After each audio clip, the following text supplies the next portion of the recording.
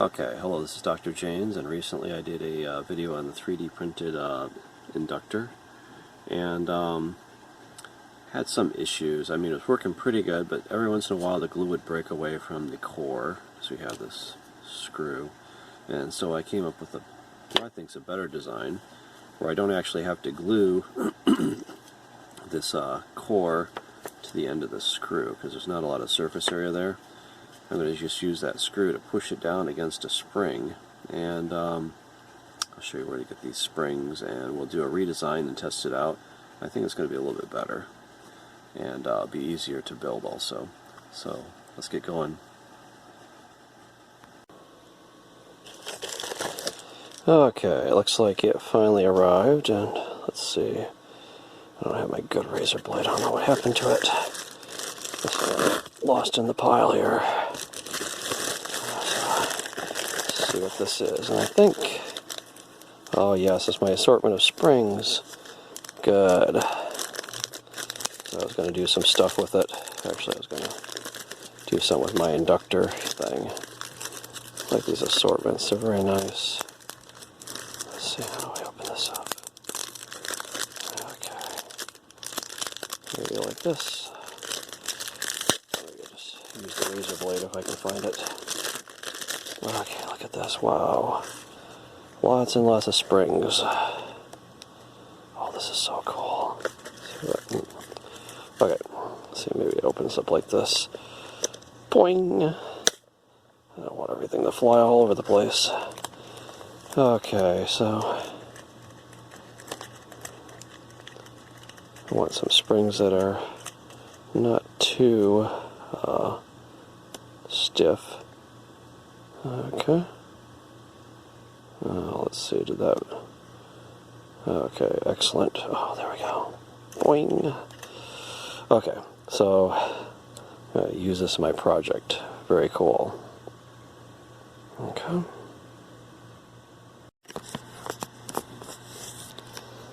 Okay, so I needed some springs that are longer than my inductor, because what's happening is I did an inductor video, and I was gluing this inductor onto the end of the screw, but I tried hot glue, and that wasn't strong enough. Then I tried epoxy, which is the strongest glue I know of, and it eventually broke because it's got a lot of torque on it while it's twisting back and forth. So I figured I would try to maybe just make this screw like a plunger, so it would just push this down, and then in order to restore it I put some spring under it to push it back up.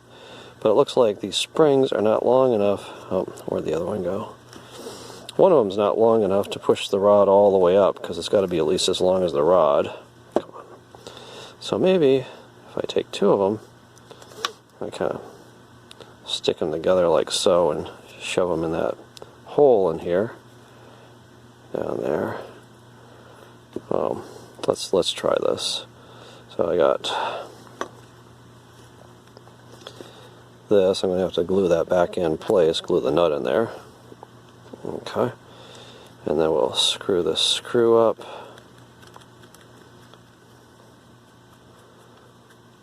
Give it some room in there. Okay. And then we'll take our ferrite core and stick it in there like so, and take these screws, and I'm thinking about 3D printing a plate to go on the bottom here, so I can just glue that down. And see these screws, so these are the springs from this pocket right up here at the top. What would that be? 0.02 by 0.24 by 1.9, 1.19. Okay, anyway, whatever designation that is, these top springs up here, and I think they might do the job. See, so I gotta maybe get a plate and glue that down, and see if we can screw this in and out to change the inductance. Let's hold this in place for now. Okay, we'll get our inductance meter out and see if this contraption here is working. So then we don't have to worry about the glue breaking away, because I should be able to glue on a big surface here when I put a plate on this side, and this is kind of just stuck in there. Maybe re-glue that, but that's pretty sturdy though. Okay, so let me get my inductance meter out and we will measure how the inductance changes. Very cool, huh? Okay, so I got my wires hooked up to our inductor here. I got my universal LRC meter, and we'll turn that guy on, and it starts out in inductance. So I'm going to hold this spring down so it doesn't pop out, as if I would have, had that plate on there. And okay, so our inductance is about what it was before, so it's pushing it up all the way. So the core is in this region, and I'm going to screw this down so this plunger will push the core down into the other region. So as I do that, it's putting pressure on my thumb over here. The spring's getting tight. And okay, so the inductance is going up, up, up, and it's putting a lot of pressure on my thumb here, but it seems to be working. Okay, so there, I think that's about the max. Oh, so the nut came undone at the top because the spring's pushing it so hard, so that needs to be glued in better. But let me undo this. Okay, I'll glue that nut better. And the spring inside here, see the spring in here, should be pushing it back up, so it seems to be working. Yeah, it wants to push that nut out too, so that's gonna, I just have it stuffed in there, I don't have it glued well. Okay, so I think that this new design looks like it's gonna work. Again, that was just hot glue. I might have to epoxy that if I'm gonna be putting a lot of force on it, but I think these springs are gonna work out pretty nicely. Anyway, very cool. I have to wait till my 3D printer part comes, and then I'll glue these all in place and test this thing out. Be very cool. Okay, let's turn that guy off.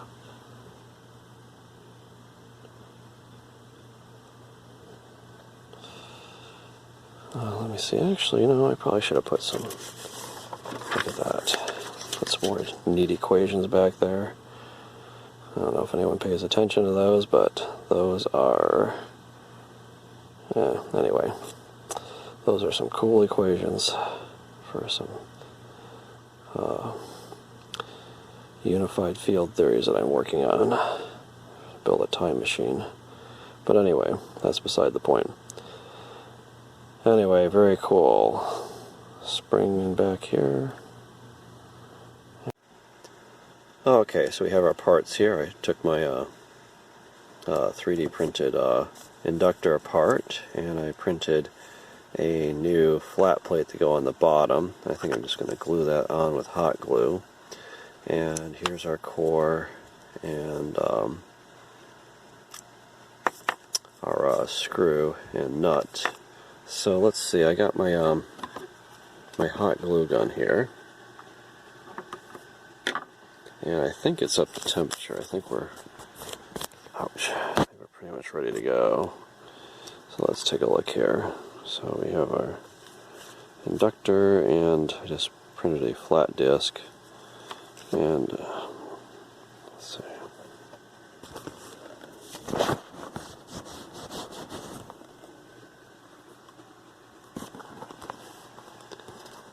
Okay, so I have my inductor here. And I printed a flat disc, and let's just go ahead and glue this. I'll put a ring of glue around here, like so, and quickly stick our disc on there. Ouch! Ow, ow, ow, ow. Ouch! Ow, ow, ow. Okay.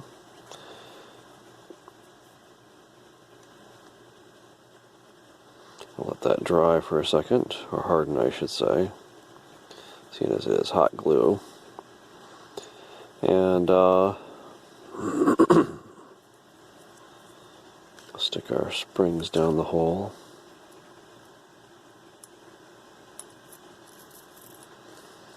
And we'll stick our core down there. And have to reglue this hot glue this nut on, because I unglued it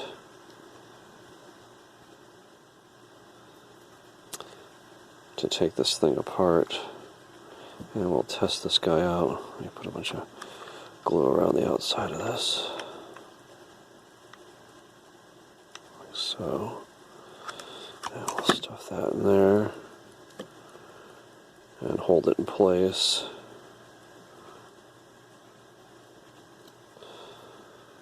Okay. I think we'll be good to go. Very cool, huh?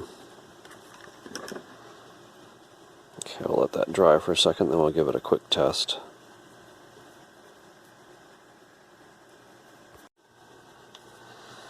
Okay, so we have our LRC meter here, and it usually starts up on inductance. And so let's see, and we have it hooked up to our new variable inductor, and it says 2.4 millihenries. And we'll just start cranking this thing down. Okay, 2.5, 2.9, 3. Okay, 3.6, 3.8, and again this has got the springs in there pushing the core up, and we'll see how it works. It may get a little bit high spring pressure at the bottom, so maybe I was thinking if I ever do a redesign, I might have a little bit hollowed out area so that springs can go down a little bit more, but it seems to be working pretty good. I think it's much more mechanically stable. I don't have to worry about that core breaking away. Okay. And there we go. Okay, I think it's kind of bottoming out there. So it was around 2 millihenries in the top end, and it's about 8, almost 9 millihenries. Okay, so pretty good range. And anyway, very cool, huh? So there's how you can do a redesign of this, and I'll probably post this file also on Thingiverse, so you can download it from the same spot as the other one. Okay. Anyway, this is Dr. Janes, and thanks for watching. Inductors are very cool. You can do a lot of things. I got a new project I'm working on. I'm going to uncompress the spring. But they're low loss when you're doing a resonant circuit or tuning circuit. Lower loss than like a potentiometer, which are completely lossy. And very wide tuning range. Should be very cool. Anyway, Dr. Janes, and thanks for watching.